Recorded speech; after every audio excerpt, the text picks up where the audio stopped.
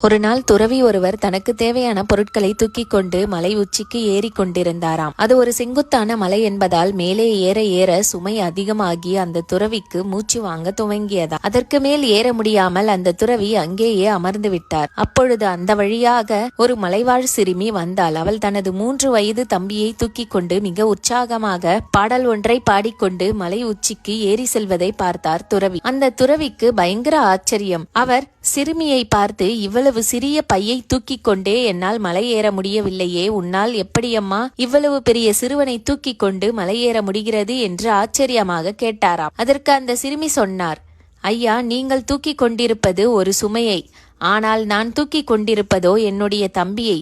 நீங்கள் சுமையை தூக்கி கொண்டு செல்வதால் அது உங்களுக்கு பாரமாக தோன்றுகிறது. நானோ அதிக பாசம் வைத்திருக்கும் என் தம்பியை தூக்கி கொண்டு செல்கிறேன், அதனால் எனக்கு சுமையாக தெரியவில்லை என்று சிரித்துக்கொண்டே கூறினாள்.